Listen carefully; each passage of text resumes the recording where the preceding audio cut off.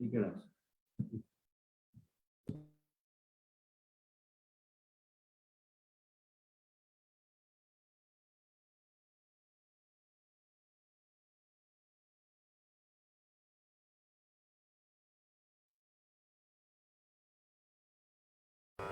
नमामि धन्वन्तरिमादिदेवं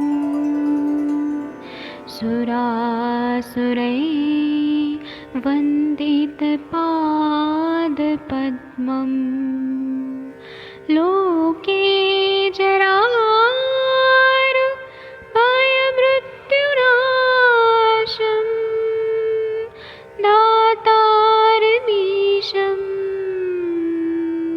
विविधौषधीनां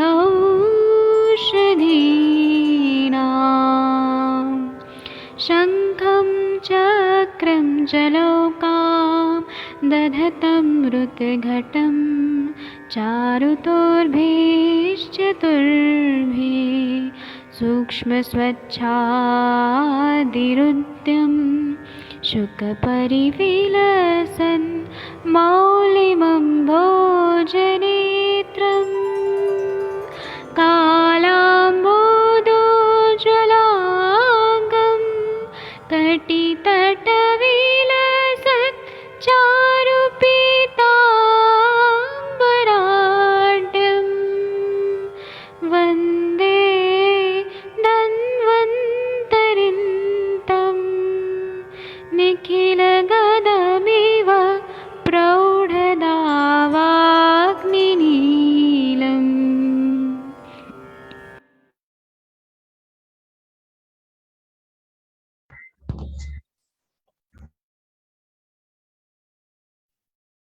प्रणाम सभी लोगों को। मैं वैद्य अरविंद पाठक पुणे महाराष्ट्र से आप सभी लोगों का स्वागत करता हूं। अभी हम लोग माधव निदान पढ़ेंगे, तो मैं माधव निदान का कास निदान यह मैं शुरू करता हूं। बाकी लोग म्यूट रखिएगा क्योंकि ना घर की आवाज आ रही है। मैं पहले म्यूट कर देता हूं, फिर अनम्यूट का मैं दबा देता हूं बटन। जो लोग बोलना चाहते हैं वही अनम्यूट करिएगा जी। तो आप लोग के स्क्रीन पे ये दिख रहा है कास की संख्या, मतलब खांसी जो रहता है वो आयुर्वेद ने 5 टाइप का माना है और यह बहुत ही महत्वपूर्ण है इसको समझना। एक एक टाइप जो है उस बहुत सारी बातें हमें समझाता है। जो इन्होंने लिखा है आप्तवचन है सब कुछ। इन्होंने लिखा है 3 नंबर का श्लोक में, पंच कासाः स्मृता वात पित्त श्लेष्म शतशयैः। इसका मतलब यह है कि 5 तरह के कास बताए हैं, जो वातज टाइप का रहता है, पित्तज टाइप का रहता है, कफज टाइप का रहता है, शतज रहता है। शतज मतलब जो चोट लगने की वजह से होता है। और 5वां टाइप है क्षयज, जो क्षय होने से, रस रक्त मांस मेद अस्थि मज्जा शुक्र, या शुक्र मज्जा मतलब प्रतिलोम क्षय से या अनुलोम क्षय से जो क्षय की वजह से होता है, तो वह उस तरह से जो कास हो जाती है, खांसी आती है, वह क्षयज रहती है। तो ये क्रम से उत्तरोत्तर बलवान होती है। बात से देखेंगे तो पित्त वाली बलवान है, पित्त से कफ वाली ज्यादा बलवान है, कफ से शतज वाली ज्यादा बलवान है, शतज से क्षयज वाली ज्यादा बलवान है। तो सबसे बलवान कौन सा है कास? तो क्षयज टाइप का सबसे बलवान है। और सबसे कम वाला पावर का कौन सा है? तो वातज है, कंपैरेटिव अगर स्टडी किया तो और क्योंकि क्या है ना कि हमें ना ये ऐसे समझ आना ही चाहिए, जो ग्रंथकार लिखते हैं वो एकदम सच है। जो भी चीज लिखा है ये पूरा तपस्या के बल से लिखा है और बहुत सारे पेशेंट देख के अनुभव से लिखा है। वातज की ऐसे लिखा है कि वातज की अपेक्षा पित्तज, पित्तज की अपेक्षा कफज, कफज की अपेक्षा शतज और शतज की अपेक्षा क्षयज बलवान रहता है। खांसी कैसा भी दोष विकार से हो, उसकी अगर दवा नहीं की जाती है तो क्षय रोग उत्पन्न होने की आशंका रहती है। सारा काज जो रहता है वो सब क्षयज में जाने की संभावना रहती है। इसी को टीकाकार बोलते हैं कि संख्याम आह पंचत इत्यादि। 5 तरह का संख्या है, इसको पंचत इत्यादि से बताया है। पंचकासा इति संख्या निर्देशादेव संख्यायां लब्धायां पंचग्रहणम जराकाशस्य दोषजन्त्यो अंतर्भूतस्याधिकत्वं निरासारार्थं पंचानमपि वा क्षय कारणत्व प्रतिपादनार्थम इति क्षय धातु क्षय। इसका मतलब यह है कि यहाँ पर पहले तो काज की संख्या बता दी, वातज, पित्तज, श्लेष्माज, शतज और शहज। इस तरह से कास 5 प्रकार का हो जाता है। इनका नाम निर्देश था पंचात्मका सिद्ध होने पर पुनः पंचकासः, ऐसा बताया है। पुनः पहले तो उन्होंने कास का मतलब बताया, निरुक्ति बताया, फिर बाद में तीसरा नंबर का श्लोक में पंचकासः ऐसा बताया है। जरा कास जो रहता है उसका प्रत्येक निर्देश नहीं किया है। जो बुढ़ापे में जो खांसी आती है उसका अलग से उल्लेख नहीं किया गया है, वो पंचात्मक कास में अंतर्भूत हो जाता है। और जब क्षय का कारण प्रतिपादित करते हैं तो वह भी ये 5 में क्षयज का आ जाता है। और यहाँ पे धातु क्षय का बोध होता है। मतलब कितना बढ़िया इन्होंने बताया कि धातुओं का क्षय होने से खांसी आती है। जब खांसी आती है तो बॉडी ना प्रोटेक्ट करने का कोशिश करती है, लेकिन उससे म्यूकस ज्यादा प्रोडक्शन होता है, कफ ज्यादा बनता है, और उसकी वजह से वो अटकता है प्राणवाहिनियों में और श्वास नलिकाओं में, और उसके वजह से खांसी आती है। जहां पर भी क्षय होता है या क्षतज भी होता है, तो जहां इंजुरी हो गया है, चौथा नंबर का शतज, वहां पर भी बॉडी ना बहुत सारा म्यूकस निकलती है, श्लेष्मा निकालती है, कि वह इंजुरी को रोक सके, और ज्यादा छिल ना जाए, कट ना जाए, तो मतलब और ज्यादा इंजर्ड ना हो जाए। इसीलिए फिर वो इतना ज्यादा कफ बनता है कि वो श्वास नलिकाओं में जाके अटक जाता है और उसकी वजह से खांसी आती है। तो इसको जानना बहुत जरूरी रहता है। अभी मैं अनम्यूट कर देता हूँ सब लोगों को, आप लोग भी बताइए।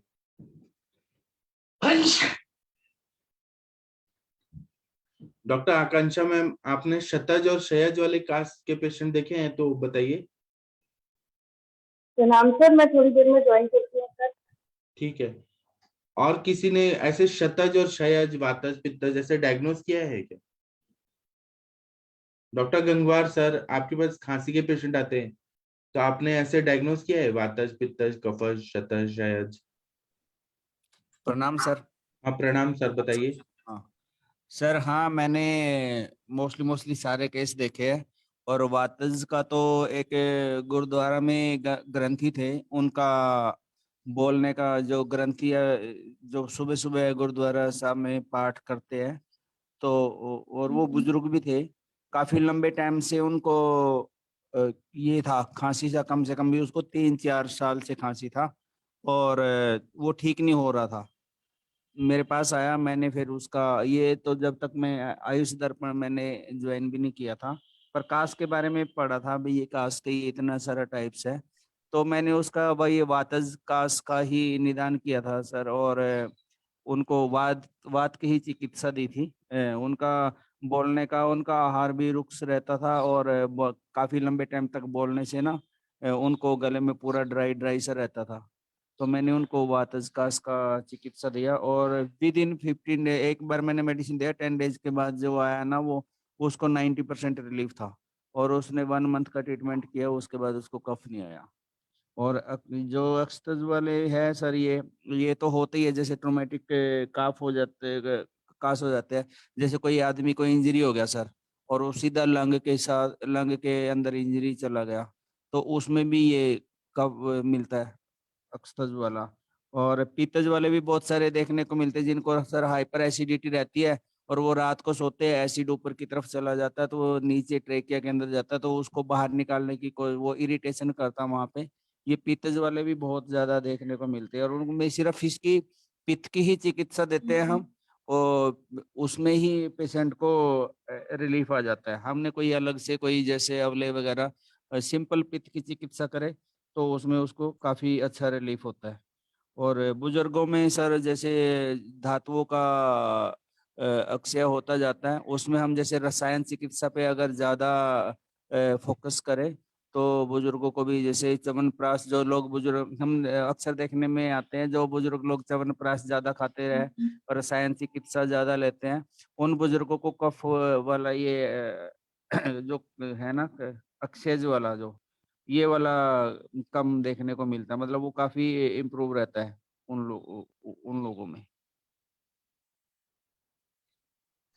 जी, आपने जी बहुत सर। अच्छा बताया। और ये जो सर पहले कहते थे ना, जैसे कुश्ती करता है, या जैसे अक्सर वाले में सर ऐसे भी आता था, इसके साथ कुश्ती ना करियो, ये तोड़ देगा। तोड़ देगा मतलब वो कहीं पे आघात कर देगा चेस्ट में, कहते हैं ना इसकी तो छाती टूट गई है। मतलब हमारे यहाँ पे एक लेमन लैंग्वेज में बोला जाता है, भी इस पहलवान के साथ इसने कुश्ती कर ली, इसकी छाती टूट गया। वो साउंड आती है क्रैकिंग टाइप की, और ऐसे लोगों को भी सर वो निरंतर वो वीक होते जाते हैं, और यही खांसी के साथ उपद्रव होने से उनका फिर धीरे धीरे धातुओं का क्षय होता जाता जी है। ऐसा सुनने में आता भी है। जी, बहुत अच्छा बताया आपने। और किसी को कुछ बताना है तो बताइए please. Doctor Meenal Gupta ma'am, आपने देखा है ये 5 तरह के कास्ट से डिफरेंशियल डायग्नोसिस किया है क्या? प्रणाम सर। हाँ प्रणाम, बताइए। सर वातज पित्तज कफज में तो सर ये डिफरेंशिएशन देखा ही है सर। वातज कास और कफज कास में तो काफी अच्छे से हम लोगों को मिलता ही है ये दोनों लक्षण। जी जो वातज कास है सर उसमें ड्राई कफ होता है उसमें और उसको जो कफज कास है उसमें जो कफ का प्रिडोमिनेंट होता है। दोनों के ट्रीटमेंट भी सर डिफरेंट होते हैं। तो ये दोनों तरह के कास तो सर काफी देखे हैं। जी, शतज और क्षयज देखे हैं आपने? सर जहाँ पर सर शतज और क्षयज में अ, जो हम कहें कि अगर राजयक्ष्मा में जो कास होता है सर वो वो क्षयज कास क्षयज होगा। क्षयज कास में आएगा। तो सर इस तरह के पेशेंट भी देखेंगे। और शतज जहाँ पर चोट लगती है, इंजरी हो जाता है, और उसकी वजह से सर इस टाइप के तो शायद नहीं देखे, लेकिन ये आपने जो बताया तीन इन तरह के तो देखेंगे सर। वातज और कफज और सर राजयक्ष्मा में क्षयज के कास। जी। अभी आप देखिएगा ऐसे, फिर हाँ। डिफरेंशियल डायग्नोसिस करिएगा। Yes sir. जी, हम माधव निदान एक ही बार नहीं पढ़ रहे, हम बार बार पढ़ने वाले हैं। ये खत्म होने के बाद फिर से शुरू कर देंगे हम। हाँ सर, इसके बाद डायग्नोसिस का अपना तरीका बहुत कुछ चेंज हो रहा है। जी Yes, sir.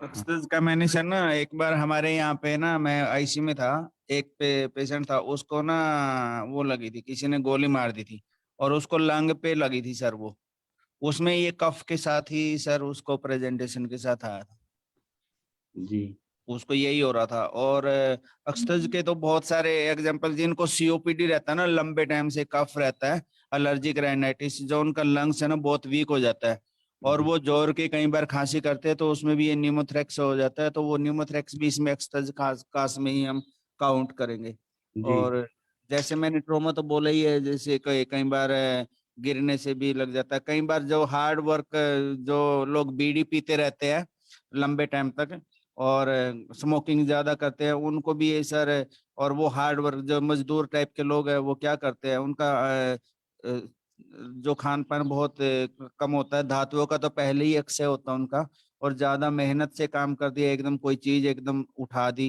जोर लगा के, उसमें भी सर अक्सर वाले बहुत सारे, काफी सारे पेशेंट देखने को मिल जाते हैं। और उनका प्रेजेंटेशन यही होता है, कफ के साथ प्रेजेंटेशन होता है, ना तो उनको फीवर आता और ना उनको कुछ, बस वो खांसी खांसी खांसी करके धीरे धीरे करके। और वो पेन, प्लूरेटिक चेस्ट पेन भी होता है ना सर, जो प्लूरे में पेन होता है, वो भी इसमें अगर हम मॉडर्न ऑफ व्यू से काउंट करें तो प्लूरेटिक चेस्ट पेन और न्यूमोनाइटिस, ये भी एक्सटेज में ही आ जाते हैं। जी, बहुत अच्छा बताया आपने सर। सर पित्तज कास के अंदर सर जब जिनको अम्ल पित्त होता है उसके बाद में जब वो बिगड़ता है और उसके बाद जो कास होता है उसको हम पित्तज कास के अंदर ले सकते हैं। अगर अम्ल पित्त की वजह से हो रहा है, ऐसा नहीं, उसमें ऐसे सिम्टम रहती है कि जलन होती रहती है छाती में, ज्वर होता है, मुंह सूख है। अम्ल पित्त टेम्पररी और फिर खांसी आ रही है तो उसको नहीं बोलेंगे पित्त का। हाँ, वो शुरुआत हो सकता है, लेकिन बाद में मैनिफेस्टेशन पूरे पित्त के सिम्टम आने चाहिए। Okay sir. और कल ना मैंने ऐसे मैसेज किया ग्रुप में कि मैं जा रहा हूँ, अनुरिता मैम मुझे लेने आ रही है। पवन सर का तुरंत फोन आया उसको। वो मतलब कितना ऐसे मेरा वो केयर करते हैं। पवन जी ने उनको फोन किया कि मैम आप नॉनवेज मत खिलाइएगा पाठक सर को, आप खीर खिलाइएगा। तो उन्होंने बोले कि देखिए सर, आपके लिए पवन जी कितना चिंता कर रहे हैं। असली में मैं उनके घर थोड़ी ना जा रहा था, वो एक प्रोग्राम था। यहाँ पे जितने भी एमबीबीएस डॉक्टर है, यूनानी डॉक्टर है, बीएमएस डॉक्टर है, हम सबका ना एक एसोसिएशन है। तो वो साल में एक बार मीटिंग होता है जो सबको अटेंड करना पड़ता है कंपलसरी। तो वडगांव श्री खराडी डॉक्टर एसोसिएशन का है वो, तो हर साल होता है। तो उसमें अनुरिता मैम बोली कि मैं जा रही हूँ, मैं आपको भी ले चलती हूँ और ड्रॉप भी कर दूंगी। तो वो वहां गए थे हम लोग। सर मैंने इसलिए बोला था वो इतना देखो वो बोले कि देखिए आपके लिए पवन जी इतना चिंता कर रहे कि मैं आपको नॉनवेज खिलाऊंगी क्या। मैंने कहा था मैं गुरुजी को ना खीर और हलवा, पता क्या बात है सर, दो हाँ टाइप के ब्राह्मण होते हैं, एक ब्राह्मण होता है जन्म से, एक हाँ ब्राह्मण होता है कर्म से। अगर हाँ ब्राह्मण कुल में ही जन्म लिया तो वो ब्राह्मण जैसे कर्म नहीं करता, तो मैं उसको ब्राह्मण नहीं मानता। और हम जो आयुर्वेद जो किसी भी कुल में जन्म लिया और वो ब्राह्मणों जैसे कर्म करता, तो वो मुझे वो ब्राह्मण लगता है, चाहे कोई भी किसी भी कुल में हो। और हम हाँ। आयुर्वेद के सारे लोग हैं, वो तो है ही ब्राह्मण जैसे। हम्म। वो मुझे अनुरिता मैम कुछ ऐसे खिलाएंगी नहीं। अक्षय तृतीया को आई तो वो पैर छुई, वो उल्टा खुद ही मेरे से इतना वो कर दिया कि मेरे को कभी अशुद्ध नहीं होने देती। और वहां पर मैं गया ना तो मैं कभी प्याज लहसुन नहीं खाता हूँ। तो वहां मिठाई था और जो जो चीज में मतलब लहसुन प्याज नहीं था वो मैंने ले लिया। तो इसमें कुछ नहीं है, मैंने वो कर लिया। मैं खुद ही अपने नियम से इतना कड़क हूँ कि मुझे कोई क्या भ्रष्ट करेगा। और अमृता मैम मुझे कभी ऐसे चीजें नहीं देती है कि मुझे ऐसे कभी रहे कि उन्होंने कुछ खिला दिया। कभी नहीं खिलाती है वो इतनी अच्छी है, आपको मालूम नहीं है अमृता मैम इतनी अच्छी है। ठीक है, हम ना चौथा नंबर का श्लोक पढ़ते हैं। ये क्योंकि ये टाइप तो अभी पढ़ा है, आगे डिटेल में भी पढ़ेंगे। फोर्थ नंबर का श्लोक देखिए। इसमें कास के पूर्व रूप, जब खांसी आने वाली है तो पूर्व रूपावस्था में ही हमें पता चल जाता है कि कुछ ना कुछ खांसी आने के सिम्टम है। और ये अगर हमने डायग्नोस कर लिया तो आगे हम उसी टाइम पे दवाई दे देंगे, तो आगे फिर वो खांसी होगा ही नहीं। तो श्लोक नंबर फोर्थ देखिए। पूर्व रूपम भवेत् तेषां शुक पूर्णागलास्यता कंठे कंडुष्य भोज्या नाम अवरोधश्च जायते। मतलब इसमें ऐसे बता रहे हैं कि मुख और गले में कांटे के समान कुछ ना कुछ तो चुभता है, जैसे गले में कुछ तो, क्योंकि इन्फ्लेमेशन हो रहा है वहां पे, तो कुछ ना कुछ ऐसे चुभ रहा है, ऐसा फील होता है। जैसे कि धान या जौ किसके सब कोई वस्तु चुभती हुई प्रतीत होती है, गले में खराश होती है, खाने पीने की बिल्कुल रुचि नहीं होती है। और कंठे कंडुश्च, मतलब कंठ में कंडू होता है, खुजली बहुत ज्यादा होता है। भोज्या नाम अवरोधश्च जायते, मतलब भोजन में बिल्कुल अरुचि नहीं रहती है, खाते समय भोजन गले में रुकता जाता है, गला इतना दोषपूर्ण हो जाता है कि खाया पिया अटकता ही रहता है, मतलब डिग्लूटेशन जो रहता है, swallowing में कुछ ना कुछ प्रॉब्लम होने लगती है। भोजन का ग्रास जब मुख से आहार नलिका में जाता है तो उसका दबाव श्वास प्रणाली पर पड़ने से भी खांसी हो जाती है। इसलिए लिखा है कि भोज्य वस्तुओं का अवरोध हो जाता है। भोज्या नाम अवरोधश्च पूर्व रूपमा पूर्व इत्यादि भोज्या नाम अवरोध इत्य रुचि अव्यवहारात सामर्थ्यम वा असामर्थ्यम वा। मतलब खाना खाने में ना इतना ज्यादा तकलीफ होने लगती है, भोज्य पदार्थों में अरुचि होती है, उसको खाने में शक्ति नहीं होती है, खांसी का वेग के कारण कुछ खाया पिया नहीं जाता है, तथा दोषावस्था में खाने में इच्छा भी नहीं होती है, ऐसा फीलिंग होता है। तो आप लोगों ने ऐसे डायग्नोज किया है या खुद में ऐसा फील किया है क्या कि अब खांसी आने वाली है तो गले में कुछ ना कुछ तो चुभ रहा है। और जो बोला ना शुक पूर्णा गलास्य था, मतलब जौ जौ अटक रहा है या धान कुछ अटक रहा है, ऐसा फील होता है। डॉक्टर मोनिका मैम आपको ऐसे फील हुआ है क्या खांसी आने के बिल्कुल पहले। सर, बिल्कुल सर, बिल्कुल। जब शुरुआत होती है ना सर, टास्क का शुरुआत होती है तो आने से पहले, मतलब जब बिल्कुल उसका स्पष्ट लक्षण आता है उसके पहले से ऐसे शूकवत प्रतीति शुरू हो जाती है सर गर्दन के अंदर, गले के अंदर, तो समझ में आता है कि अभी ये कुछ गले में गड़बड़ है, खांसी आने वाली है, ऐसा जी बिल्कुल होता है सर। सर ये जो वायरल इन्फेक्शन होता है, जो वायरल इन्फेक्शन फैलता है सर, उसको हम उसकी शुरुआत में ऐसे ही होता है कि गले में पर इरिटेशन होता है, उसके बाद फिर अगले दिन जाके लक्षण पूरे जो हैं वो प्रकट होते हैं। सर हम ये वायरल इन्फेक्शन को कौन से वाले कास्ट के अंदर रख कफज सकते में, हैं? कफज में। कफज में ही रखेंगे ना सर? हाँ, कफज क्योंकि में। वायरल इन्फेक्शन देखना इसी मौसम में ज्यादा होता है, जो सर्दी का कफ जमा होता है ना, और वो हाँ, धूप बसंत लगती ऋतु है में बॉडी जब पे, कफ निकल तो के वो बाहर पिघल आते के हैं। बाहर निकलता है, तो वो कफज में आए। हम्म। और इसमें जो बोला है ना भोजन अवरोधश्च, भोजन में अरुचि भी हो जाती है और कुछ भी चीज ना हम लोग गले में इतना ज्यादा स्वेलिंग हो जाता है, इन्फ्लेमेशन होता है कि खाना खाया भी नहीं जाता है, ऐसा शुरुआत हो जाती है। डॉक्टर अनुरिता मैम आप आ गई क्या। हाँ सर, गुड मॉर्निंग। गुड आपने मॉर्निंग। ऐसे पूर्व रूप, आपको कल पवन जी ने कॉल किया था ना, टेंशन में आ गए थे। अनुरिता मैम बहुत अच्छी है, मुझे कभी भी ऐसे कुछ नहीं कर खिलाएंगी। सर ये सर बहुत टिपिकल। अनुरिता मैम को अनुरिता मैम को पूछो सर, मैंने उनको क्या बोला था आपने एग्जैक्टली। क्या बोला था एग्जैक्टली बताइए अनुरिता मैम। खीर पूरी खिला देना। हाँ। मैंने बोला था बहन मेरी गुरुजी को खीर हलवा जरूर खिला के भेजना।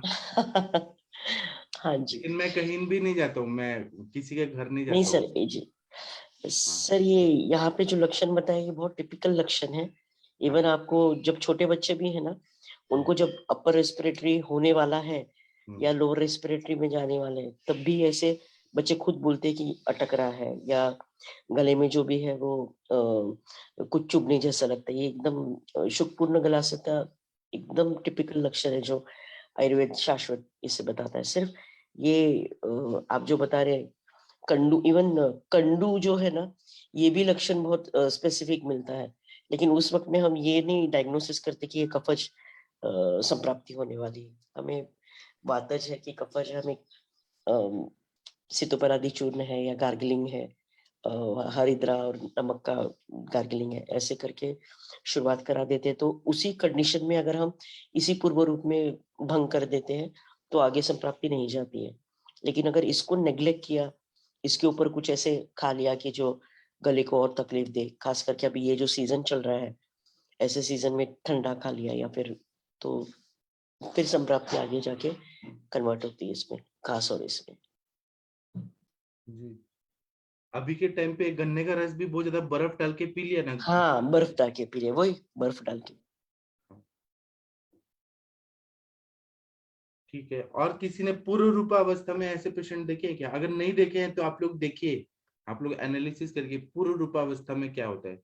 शुकपूर्ण गलास्यता और कंठे कंडुश्च, ऐसा सिम्टम्स देखिए तो आप लोग को और अच्छे से मजा आता है ये सब चीज समझने में।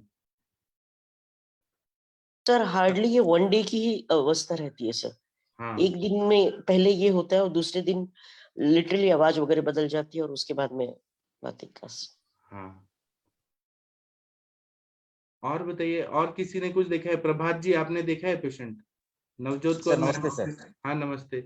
ये तो फ्रिक्वेंटली मिलते हैं सर, वो फेरेंजाइटिस का जो केस आते हैं हाँ सर, वो ऐसे ही सिम्टम्स में प्रेजेंट, वो ड्राई माउथ होता है, वो थ्रोट इरिटेशन रहता है, खाने का जो रुचि भी रहता है, ये सब सिम्टम रहता है। इसी बाद टाइम में पे सितोपलादी चूर्ण दे दिया ना तो पेशेंट ठीक हो जाते हैं पूर्व रूपावस्था में।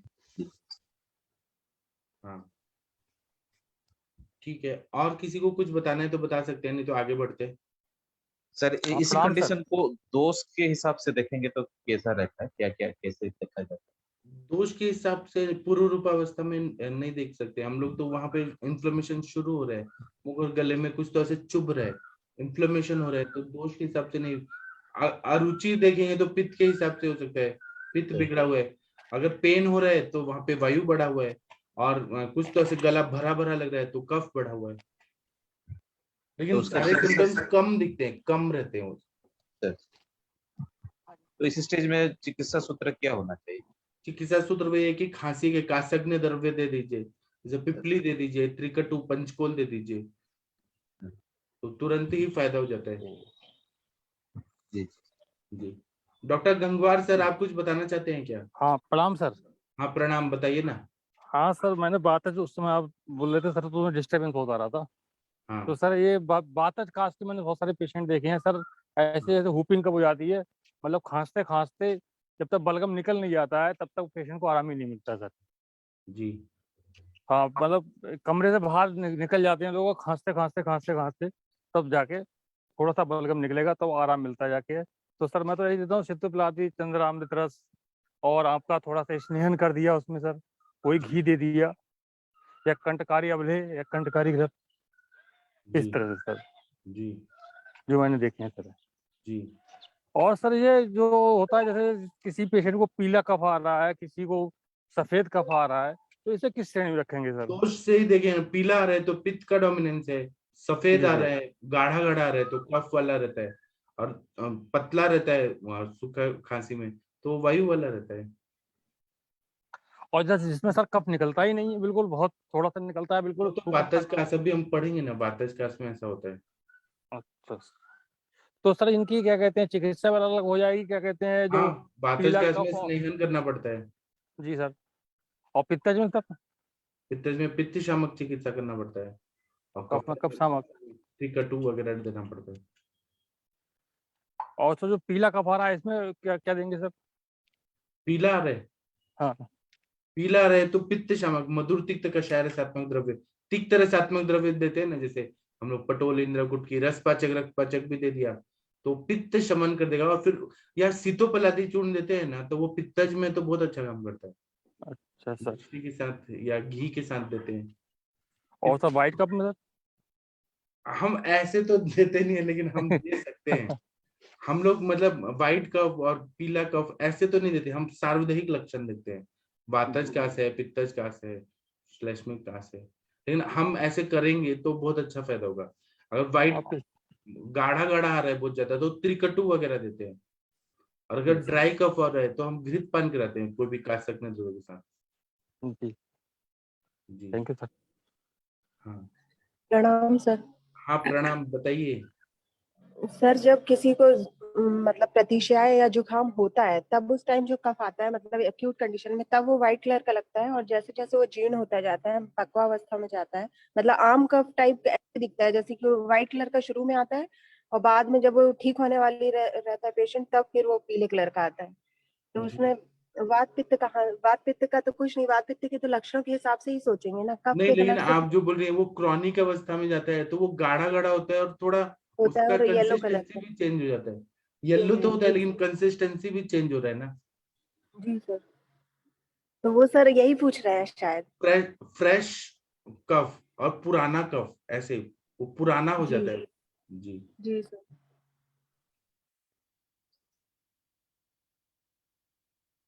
जी आगे हम बढ़ते हैं। और शतज में और शयज में पस युक्त आता है, पस जैसा कुछ आता है बहुत ज्यादा। जी आप लोगों ने टीबी के पेशेंट का देखा होगा कि किस तरह से शयज कास्ट में इतना ज्यादा बलगम निकलता है और उसमें पोए होता है बहुत ज्यादा। जी आगे हम लोग, हाँ अनुरिता मैम कुछ बोलेंगी? सर ये जो एक्चुअली सब लोग क्वेश्चंस कर रहे हैं ना, तो ये मॉडर्न के हिसाब से जब बैक्टीरियल इन्फेक्शन है तब येलोइश रहता है, जब वायरल रहता है तो ग्रीनिश इसमें हो जाता है, और जब रिकवर होने वाला रहता है तब व्हाइटिश में होता है। लेकिन हम आयुर्वेद के हिसाब से जब संप्राप्ति लगाते हैं तो उस हिसाब से दोषों के सम्मिश्र होने से जो भी ये अवस्थाएं चेंज होती है। अगर आपने इसको वही रोक दिया, प्रॉपर ट्रीटमेंट दिया, इवन कवल गंडूश और इसका बहुत अच्छा रोल है इसमें, आप इतना इजीली अपर रेस्पिरेटरी में, क्योंकि कोविड में ना बहुत स्टडी हुआ था मेरा इस पे, और इतना जल्दी संप्राप्ति कैसे कन्वर्ट हो जाती थी, तो इस वजह से डोंट मिक्स इट अप।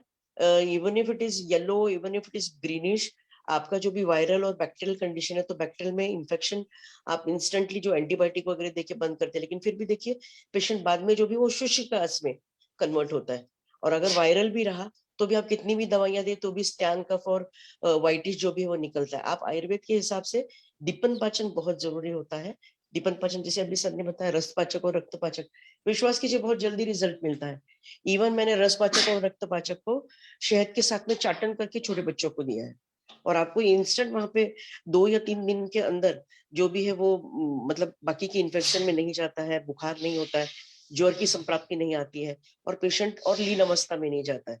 तो आप जो भी है वो अपनी जो वातज चिकित्सा है, अगर आपको लगता है कि नहीं और स्त्यांता बढ़ गई है, तो उसमें आपने त्रिकटु और ऐड कर दिया, और तालीसादी, और जैसे सर ने अभी बताया कि सीतोपलादी, जब भी पेशेंट का ये रहता है ना कि उसको खाना भी नहीं जाता है और रुचि वगैरह भी है, तब आप दीपन पाचन के साथ में ऐड कर देते हैं और फिर कास के ऊपर चिकित्सा करते हो, तो ऐसे रिजल्ट्स मिलते हैं, क्योंकि वो संप्राप्ति वातिक, पैतिक या फिर सम्मिश्र सान्निपातिक ऐसे कन्वर्ट होती है अकॉर्डिंग टू आयुर्वेद। तो वैसे हमारी ट्रीटमेंट भी चेंज होती है। खास करके छोटे बच्चों में देखिएगा, उनके काल और अवस्था भी कफज रहती है, और वैसे ही दूध और अतिपान, आपको वहां पे दुग्ध आहार जो भी वो बंद करना ही पड़ता है, या फिर हल्दी मिश्रित कुछ चीज देनी पड़ती है। फिर तो ये हमारी लाइन ऑफ सोच और ट्रीटमेंट हमेशा ऐसी होनी चाहिए। ओके सिक्रीशंस के कलर। हाँ जी बोलिए ना। जैसे हम ना इसमें मॉडर्न पॉइंट ऑफ व्यू से अगर हम स्पुटम को कोरिलेट करें तो उसमें जो स्पुटम रहता है ना, जैसे उसमें कफज व्याधि में ज्यादा वो रहता है, जो स्पुटम में ज्यादा कलर चेंजेस में आता है।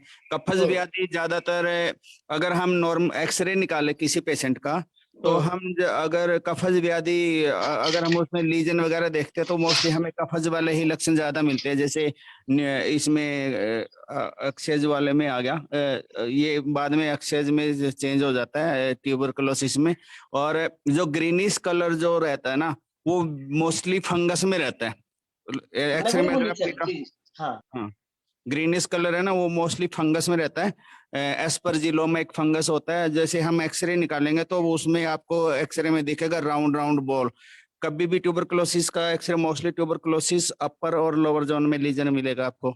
अगर आपको न्यूमोनाइटिस का होगा तो वो मोस्टली इन बिटवीन मिलेगा, और फंगस का भी इन बिटवीन ही मिलेगा। बहुत सारे लोगों को इतना फंगस का रहता है ना क्रोनिक कफ में, फिर वो मॉडर्न में अगर हम कफ ये फंगस वाली चिकित्सा करें, और इसमें अगर हम आयुर्वेद में हम इसमें हरिद्रा, ये कंडोगन वगैरह, ये वर्ण्यगन वगैरह के जितने भी देते हैं ना, हरिद्रा खंड वगैरह हो गया, महामंजिष्ठादि वगैरह हो गया, उसमें बहुत मैजिक रिजल्ट आता है। मैंने फंगस वाले पेशेंट में ना, एक पेशेंट को ऐसे ही फंगस था, वो एस्परजिलोमा उसको था और लंग्स के अंदर, और वो पीजीआई से ट्रीटमेंट ले रहा था, उसको रिकवर नहीं होने में आ रहा था। मैंने उसको यही दिया, गंधक और कैसोर गूगल और ये महामंजिष्ठादि को, तो उसको बड़ा जल्दी रिलीव हुआ एकदम से ही। तो वो ये ग्रीनिश जो वाला म्यूकोरमाइकोसिस वगैरह की हाँ केस म्यूको ये हाँ तब ये तब फंगस बहुत में डर होता है। डर के हमने ट्रीटमेंट किया था यहाँ पे, क्योंकि एकदम कंडीशन ऐसी थी। तो उस वक्त में हमें आयुर्वेद के साथ मतलब इतना शाश्वत और इतना प्योर रिजल्ट मिलता है ना, because it was very tough situation. Patient इतनी जल्दी लोअर रेस्पिरेटरी में चला जाता था। और गलती क्या होती थी सर, हम सिर्फ संप्राप्ति हो गई और आयुर्वेद दे, रिजल्ट आपको विद इन 5 डेज मिलता है। लेकिन जब एंटी फंगल चल रहा है, एंटीवायरल चल रहा है, जिसे बोलते हैं कि इंजेक्शन वगैरह दे दिए, उसके बाद में इतना ड्राई हो जाता था पूरा। एम्फोटेरिसिन भी है ना, इतना बहुत ज्यादा रुखसा करता ना, बात इतना ज्यादा बढ़ा देता है, फेफड़ा ही ड्राई कर इतने देता है। एंटीवायरल इंजेक्शन गए, वो पेशेंट किस वजह से गए, सिर्फ जो सर बताते हैं ना, शयद, शतज और उसके बाद में धातु लीना अवस्था, क्योंकि पेशेंट रिवाइव ही नहीं हो पाता था। मेरी एक ऐसी केस थी, मैं बताऊंगी कभी, इतना अच्छा हमने रिवाइव किया था। उसका कफ जो है वो सिर्फ उसके गले के वहां पे अटका था, वो ट्रकेस्टोमी करना चाहते थे, और मैं उनको इनहेलेशन वगैरह देके जो भी है वहां से खुद ब खुद वो निकल रहा था। उन्होंने एयरवे बंद कर दिया और विद इन 4 आवर्स वो पेशेंट चला गया था सर। वो कोल्हापुर से इमरजेंसी में आया था, मतलब ऑक्सीजन सिलेंडर, और इसके साथ में मैंने अराउंड अबाउट 23 HRCD से मैंने रिकवर किया था। और सिर्फ लास्ट स्टेज की जब मतलब उसका, क्योंकि उन्होंने इतने सारे डी डाइमर, हमने 1000 से मैंने डी डाइमर मतलब 40 और 20 तक लेके आया था। तो ऐसे उस वक्त में बहुत कुछ सीखने को मिला हमें। मतलब अपर रेस्पिरेटरी और लोअर रेस्पिरेटरी में पेशेंट जब जाता है और जब एंटीवायरल इंजेक्शन दिए जाते हैं, तो संप्राप्ति कैसे इमीडिएटली छिन्न विच्छिन्न हो जाती है, पेशेंट रिकवर ही नहीं कर पाता है। तो it was very danger phase into when we were treating Covid patients into Pune. और सारा झगड़ा ये होता था कि हम जो संप्राप्ति लगा के दवाई दे रहे हैं उसके लिए जगह ही नहीं मिलता था, क्योंकि इतने हेवी इंजेक्शंस दिए जाते थे, टोक्लमेज़ाइड, उसके बाद में ये सारी चीज, और सारी सिक्रीशंस ड्राई हो जाती थी उसके बाद में। तो फिर कफ का विलयन ही नहीं होगा तो बाहर कैसे निकलेगा, और फिर लंग्स पूरा इन्फिल्ट्रेशन, फाइब्रोसिस और लंग्स की जो भी संप्राप्ति वो बढ़ती थी। ये सारा देखने को मैं से instant within 24 hours 72 hours में देखने को मिलता था पेशेंट कैसे पहुंचे। But we were enable to, जहां हमें परमिशन मिलता है वहां पे मिल जाता है, लेकिन जहां नहीं मिलता आप कुछ नहीं कर पाते। मैम आयुर्वेद कितना महान है, देखो हम ना एलोपैथिक में म्यूकोलाइटिक एजेंट एलाइल सिस्टीन ब्रोमैक्सिन वगैरह कितना यूज करते हैं, कुछ भी फर्क नहीं पड़ता। और हम ना टंकन से, मैं सोचता हूँ टंकन से पूरा तकड़ा कोई वो नहीं है, म्यूकोलाइटिक एजेंट नहीं है। सैंधव हम लोकली भी सैंधव लवण और मधु का या ऑयल का लेप करते हैं ना चेस्ट पे, आप एक बार लगा दो, अगले दिन पेशेंट को फील ही नहीं होगा मुझे कफ आ रही है। मतलब इतना आसानी से कफ निकलेगा। टंकन से तो ऊपर मैं मानता नहीं हूँ, टंकन थोड़ा सा दिया और पश्चात विशोषयति, वो टिपिकल लक्षण दिखता है। छोटे बच्चों में ना, जैसे हमारी जो माता बुजुर्ग औरतें थी ना, तो छोटे बच्चों में क्या करती थी मैम, वो सुहागा किसी सुनार से लेके तो एक थोड़ा सा चटा देती थी जैसे कफ। और आजकल तो इतना लिवोसाल्बिटोल दे रहे हैं, नेबुलाइज करा रहे हैं, क्या मतलब बच्चों की ऐसी तैसी कर देते हैं। और फिर पूरा का पूरा वो उसका 2-4 साल में इतना परिणाम देखने को मिलता है, उसको स्किन डिजीज ही नहीं जाती। और उसका यही हेतु आता है, इसने बचपन में सबसे ज्यादा Steroids नेबुलाइज लिए। करवाया।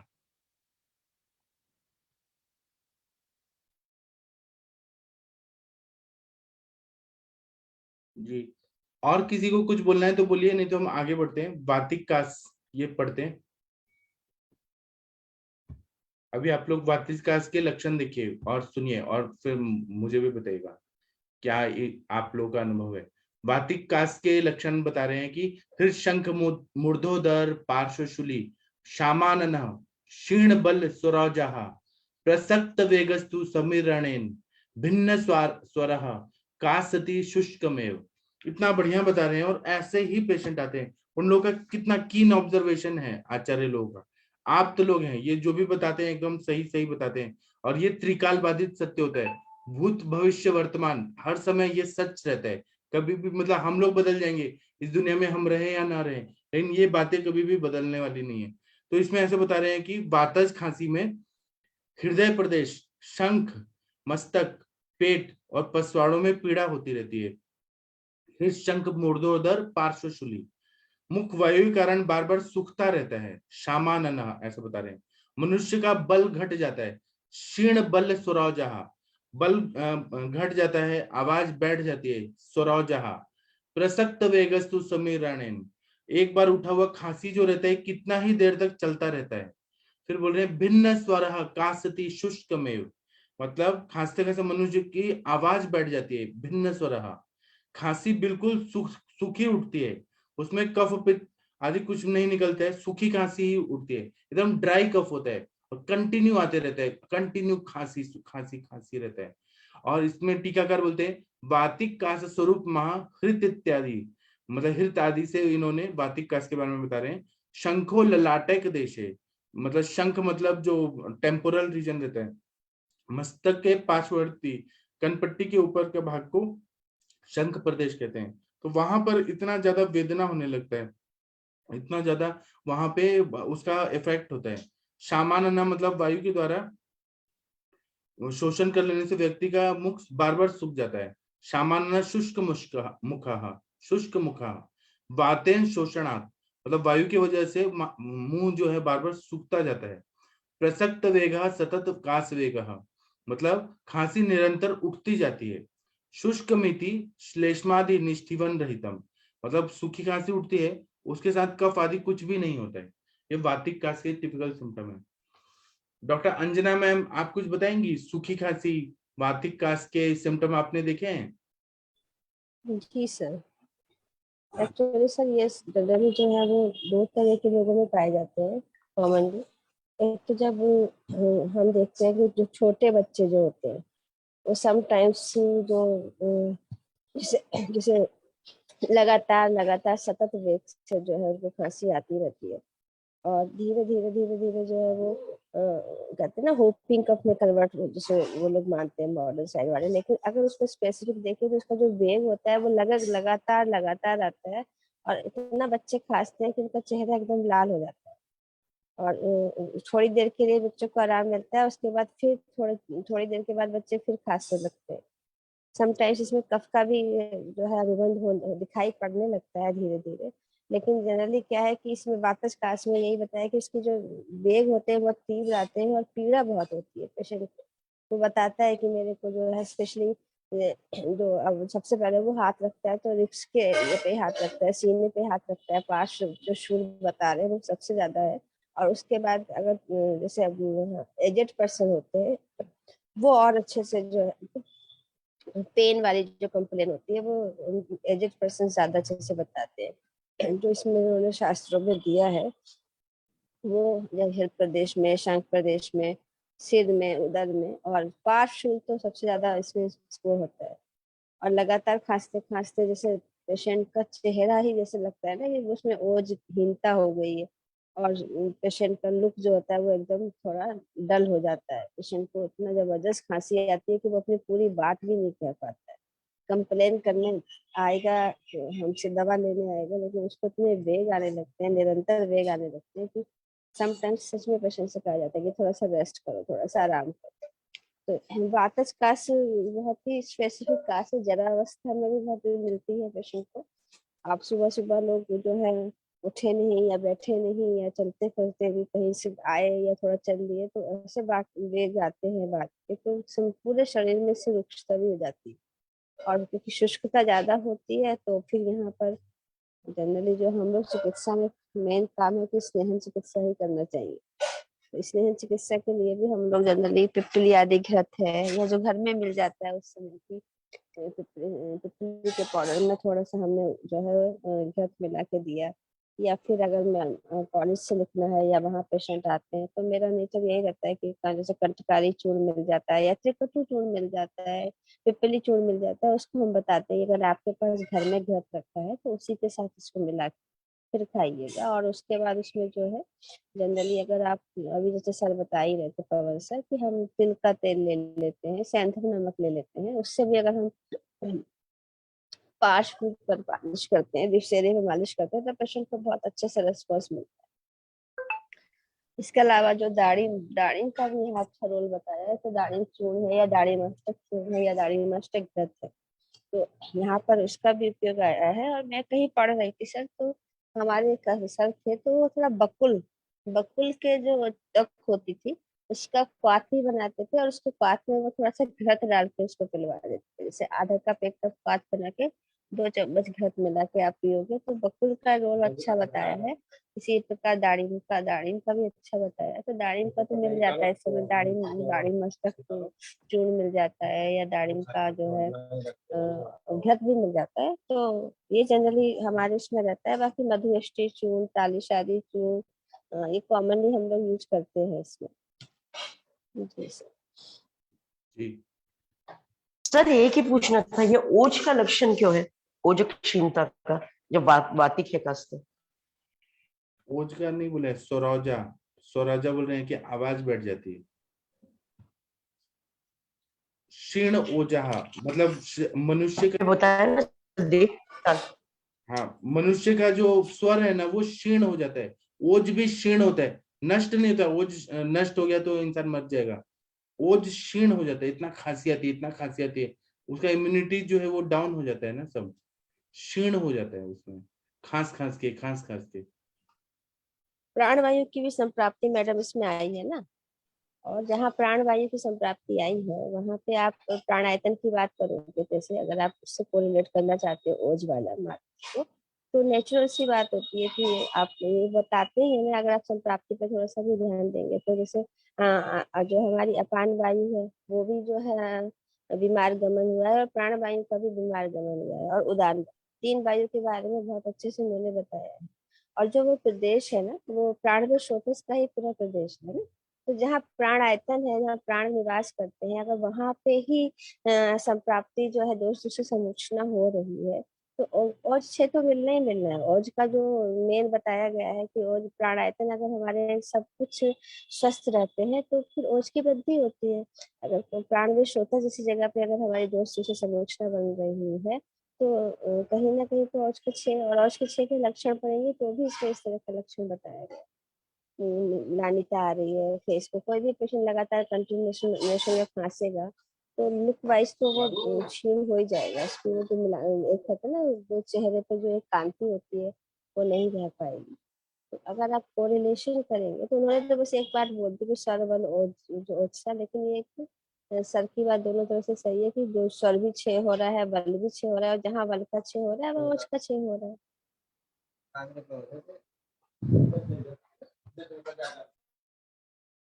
जी सर इससे एलर्जी कब से भी कंपेयर कर सकते हैं क्या हम एलर्जिक तो कफज की तरफ ज्यादा जाता है ना।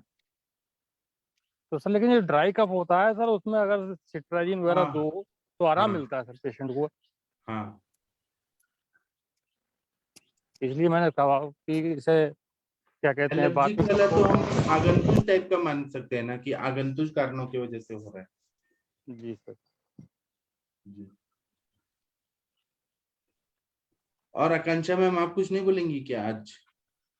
आकांक्षा मैम शायद काम कर रही है, खाना बना रही है। जी सर सर बच्चों को समस्या दी थी सर मैम ने सर ने बहुत अच्छा बताया है सर वापस शास्त्र में जैसे मैम ने बताया ना गाड़ी मकसद इवन इसका श्रीखंड लेने से भी सर कम होते हुए देखा है मैंने, क्योंकि मधुर अम्ल लवण में इसका रस होता है और कहीं ना कहीं वातस्पाज्म में इसका बहुत अच्छा रिजल्ट होता है। ऐसे मैंने पर्सनल एक्सपीरियंस किया है सर।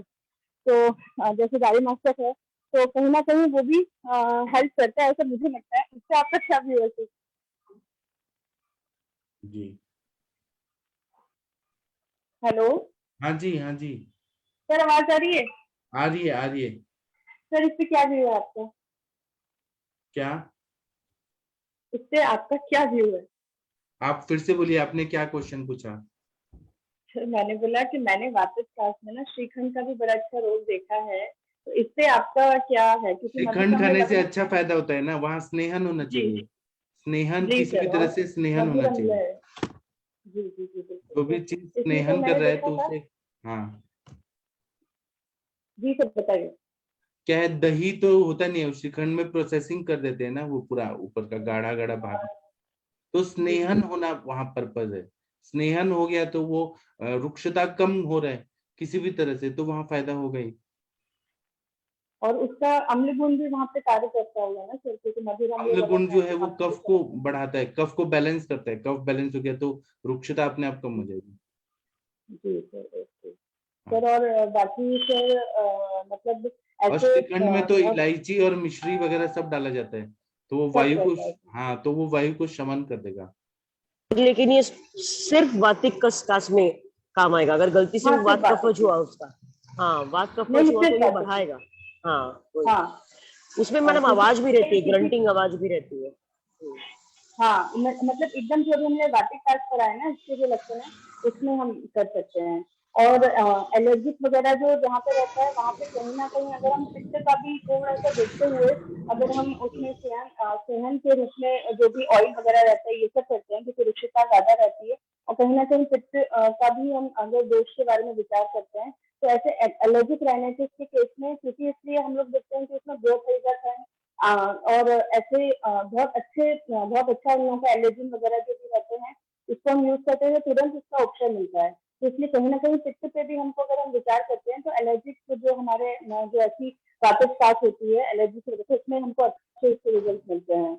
और सर बहुत सारे लोग ना जिसको जैसे नजला बोलते हैं ना, बहुत सारे लोग क्या होता है ना कि नाक का पानी जो प्रतीक्षाएं में होता है ना उसको बार बार इनहेल कर लेते हैं, मतलब नाक से पानी पूरी तरह से आ भी नहीं पाता और उसको अंदर ही अंदर वो इनहेल करते रहते हैं, तो उसके कारण भी एकदम ये एलर्जी की तरह एकदम पर्टिकुलर वापस पास रहता है उनके उनमें मैंने देखा है कि उनकी अगर हिस्ट्री लेते हैं तो कहीं ना कहीं एक मतलब क्रॉनिक प्रतिशाई की हिस्ट्री रहती है जो उनको रहती होती है, और फिर वो हमेशा वो जो गले से पानी आना होता है या नाक से पानी आता है उसको हमेशा इनहेल कर लेते हैं।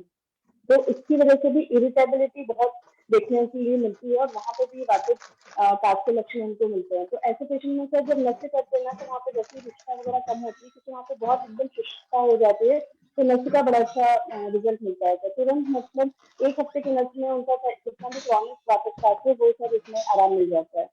तो सर अभी जो मुझको याद है वो मैंने अभी बताया सर। अभी तो गव्हाचं मैं पीठ जे चुरणार आहात ना ह्याचा पराठा करायचा, डॉक्टर लता मैम, नाही चुरायचं गव्हाचं। जी थैंक यू सर। ठीक है, आपको थैंक यू। अगर आपको कुछ और बोलना है तो बोल सकते हैं, नहीं तो मैं पित्तज कास्ट में जाता हूँ। डॉक्टर माधुरी जाधव मैम, आप कुछ बताना चाहेंगी? सर गुड मॉर्निंग सर, सभी को हाँ। Good morning sir. वातिकास में तो मैं मोस्टली ओल्ड पेशेंट में ने ज्यादा देखा है जहाँ रुक्षता उनमें बड़ी रहती है और उनको मैं ज्यादा से ज्यादा तिल तेल या बोलते हैं ना महानारायण तेल ऐसे पीने को बोलती हूँ तो वो कम हो जाता है सर। और कितना मात्रा में देती हैं आप? मैं 2 या 3 चम्मच ऐसे बोलती हूँ, थोड़ा गर्म करके पीने हाँ, ऐसे। बराबर बराबर। फिर ना बहुत आराम मिलता है उनको और छाती पे भी लगाने को, और एरंड तेल रात को बोलते हैं ना पीने के लिए ताकि उनका कॉन्स्टिपेशन या कुछ भी नहीं हो तो भी एरंड तेल बोलते हैं ना वातावरण में जरा स्निग्धता लाएगा, इसलिए तो उससे आराम होता है। जी, आप लोग भी तेल पीने के लिए दीजिएगा, तिल तेल या नारियल तेल, तो वातिक कास्ट में बहुत अच्छा फायदा होता है। सर मैं स्टेटस अस्थमाटिकस के केस में महानारायण तेल और कभी अगर रहा तो थोड़ा सा सैंधव मिश्रण करके बोलती हूँ, तो वो सही है क्या? क्योंकि मैंने ऐसे हाँ। कुछ केसेस का लिटरली जहाँ पे सिग्नेचर लिया और कि नथिंग, मतलब लिटरली उसका सारा चीज बंद करके, डेरिफालिन वगैरह बंद करके दिया गया। हाँ और अच्छा नारायण पीरियड होना चाहिए बस। ठीक है। और वार्तिक का इसमें ना हम लोग ना मात्रा बस्ती भी देते हैं ना, तो बहुत अच्छा वो फायदा करता है, रिफ्लेक्स आना कम हो जाता है मात्रा बस्ती कोई भी तेल का। डॉक्टर वंदना पाठक मैडम जी, आप कुछ बताएंगी वार्तिक कास के सिम्टम्स और कुछ आपका अनुभव? जी मुझे वार्तिक कास हुआ और मैं वही ट्रीट ही कर रही हूँ और आवाज मेरी आप सुन ही रहे हो। और रात में मुझे बिल्कुल खांसी नहीं आई। सुबह मैंने अच्छे से तिल तेल और सेंधव से मालिश करके और स्टीम लिया। उसके बाद मेरा कफ निकल गया और अभी बेटर लग रहा है। आवाज भी शायद ठीक हो जाएगी, अभी बुलेट ही लूंगी थोड़ी। आपको ऐसे ही सिम्टम आ रहे थे क्या वार्तिक कास के? जी बोल नहीं रही थी इसलिए क्योंकि मुझे हंसी आ रही थी। वो वैद्य जी खुद ही जो है अपने ऊपर सोच रहे हैं ये हो रहा है। जी। और आप अभी क्या पार्क में पूजा कर रही हैं? मतलब नहीं नहीं अभी पार्क में नहीं जा रही मैं। अभी बस 5 मिनट बाद जाऊंगी पार्क में। अच्छा। आज माधव निदान ये करके, क्योंकि मुझे बीच बीच में हरिद्रा और ये एरंड तेल मैंने अभी ही लिया है गर्म पानी के साथ, और हरिद्रा ली है थोड़ी, तो ये सब लेना था मुझे। और पार्क में तो मैं सब लेके तभी जाती हूँ फिर बाद। देखिए ये मैम ने पूरा आयुर्वेद को अंदर पूरा आत्मसात कर लिए हैं। ये हर समय कुछ ना कुछ आयुर्वेदिक ही करती हैं, एलोपैथिक नहीं लेती हैं। मेरे पास एरंड सुकुमारम रखा हुआ था तो मैंने वो लिया साथ में हरिद्रा। सुबह मैंने काफी सारा निकाल दिया था और आवाज बेटर है। खांसी रात भर बिल्कुल नहीं आई, बहुत आराम से सोई। और ये हेतु क्या था? आपने आइसक्रीम खाया था क्या? कुछ तो नहीं खाया वैसे होगा। मेरा जो एक्चुअली जब भी स्थान परिवर्तन होना तो जो पुराना पिया हुआ पानी जब पच जाए तो नए शहर का पानी पीना चाहिए, ऐसा लिखा हुआ है शास्त्रों में। तो मेरी जो पानी की बोतल थी वो गाड़ी में रह गई और मैं जिस स्थान पे गई, मतलब कानपुर से आगरा, तो वहां मैं पीती हूँ, मतलब बॉइल्ड वाटर पीती हूँ नॉर्मल टेम्परेचर का। तो वहां मैंने पानी पिया, उसके बाद मुझे ऐसे हुआ।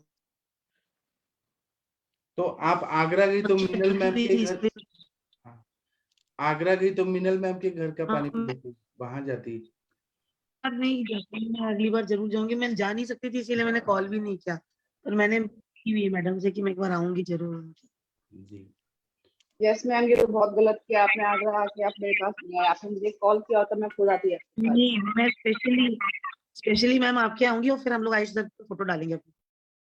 जी yes ma'am, definitely next time please ध्यान रखिएगा, मैं जरूर आऊंगी आपके घर आप आना। ठीक है डॉक्टर, आप वंदना मैम जल्दी ठीक हो जाइए। डॉक्टर जी। नवजोत कौर मैम, आप कुछ बोलेंगी क्या? नवजोत कौर मैम। हाँ जी जी सर, प्रणाम सर, प्रणाम आप सभी को। सर मैं ये बताना चाह रही हूँ, सुन भी रही हूँ सारा कुछ सर। मेरे को खुद को एलर्जिक कफ रहता है। तो जैसे आजकल 15-20 दिन से ऐसे है कि सुबह छींके तो आती हैं बहुत ज्यादा, और कफ भी ऐसे है कि बस एक ही बार खांसी आती है तो अंदर से खूब बलगम निकलती है। बलगम जैसे ऐसे सलाइवा के जैसे, कोई थिक भी नहीं निकलती। तो बहुत परेशानी रहती, कई बार तो तो क्या सुबह उठने के हेतु बाद। क्या है कि आप एसी में रहती हैं फिर धूप में जाती हैं, फिर धूप से फिर नहीं एसी सर, में जाती एसी हैं? तो मैं बिल्कुल ही नहीं, 2-3 साल से बिल्कुल नहीं, रात को भी नहीं एसी ऑन करती, दिन में तो बिल्कुल ही नहीं। ये सर हेतु यही है कि बहुत पहले का ये प्रतिशाय की प्रॉब्लम है, वो भी धीरे धीरे अब करके मेडिसिन, पहले बीच में मैंने काफी साल पहले जीवा से ली थी, 2 साल ठीक रहा उसके बाद तो। बट अब ये ऐसे ही चलता है, मतलब एलर्जिक कास आप तो क्या है ठंडा सर। पानी पीती हैं क्या? नहीं क्या? सर, पानी भी बिल्कुल नॉर्मल, जैसे मटके का भी नहीं पिया जाता मेरे से आजकल, तो बिल्कुल ही नॉर्मल पीती हूँ जो। नहीं, कुछ ना कुछ तो हेतु होगा जो प्रतिशाय हो रहा है। प्रतिशाय कासस संजायते, मानस मानस भी है सर, क्योंकि मैम काफी स्ट्रेस में रही है, तो उसमें सर उन्होंने अपने हर खान पान का ध्यान नहीं रखा होगा। एवरी ईयर ही होता है ये, मतलब अप्रैल से शुरू हो जाता है मेरे को ये। और बीच में मैं होम्योपैथी लेती रहती थी, बट काफी साल पहले की बात है, 4-5 साल पहले। अब नहीं ले रही हूँ कुछ भी, सितोप्लादी वगैरह ऐसा लेती रहती हूँ। पर ये कंडीशन मेरी परसिस्ट करती रहती है सर, अपने आप ही कुछ मौसम चेंज हुए कुछ हुए तो ठीक होती है। मतलब कई बार तो मैं बहुत ज्यादा एग्जॉस्ट भी हो जाती हूँ इस वजह से। मेरे को मैम खुद बॉडी मैम बॉडी मैम आप क्लीनिंग करनी कंटकारी है अपने आप को। कंटकारी Yes. अवलेहम और एक अनुलोमन रेगुलर लीजिए ना, अगर वो स्पेसिफिक अप्रैल और इसमें हो रहा है तो आपका हाँ कुछ जी ना कुछ उस वक्त में प्रकृति के हिसाब से हेतु होता होगा। और इसमें आप मानस हेतु को भी दूर मत करिए, क्योंकि मानस हेतु भी ऐड होता है ना, तो वातिश का जो एलर्जिक राइनाइटिस या राइनोरिया है ये ऐड हो हाँ जी। जाता है। तो आप नहीं, कंटकारी मानस अवलेहम, हेतु तो हो ही जाते हैं, वो मैं मान हाँ सकती हूँ जब कोई अदरवाइज बाकी। हाँ तो वही मैंने बोला, क्योंकि ऐसे हेतु हम जो हर बार ऐसे कफ कर की कुछ खाते हैं या वातिक, तो ये कुछ ऐसे हेतु होते होंगे आपके इसमें, मुझे ऐसे लगता है। और दूसरा चीज, अगर आप कंटकारी अवलेहम या फिर कोई अच्छा रसायन कंटिन्यू रखिए और एक अनुलोमन रेगुलर रखेंगे ना, तो आप इसमें से निकल आएंगे मैम। एलर्जिक जैसे अभी तो मैं महीने से स्वामला ले रही हूँ, स्वामला कंपाउंड, वो भी मामला ले रही हूँ। रसायन काम करेगा मैम। आप वासा या कंटकारी युक्त अगर कोई चीज जो अपर रेस्पिरेटरी को सपोर्ट करे ऐसे लीजिए आप। ठीक है मैम। हेतु तो नवजोत कौर मैम, हाँ जी सर। हेतु तो पंजाबियों का अच्छे से समझ में आता है। सर्दियों में कफ वर्धक आहार ज्यादा लेते हैं, अब वो कफ प्रकोप होकर बॉडी क्लीन तो करेगी ना कहीं ना कहीं, तो फिर मौसम चेंज होने पे जैसे बॉडी को धूप लगेगी तो वो पिघलेगा तो बाहर तो निकलेगा ही।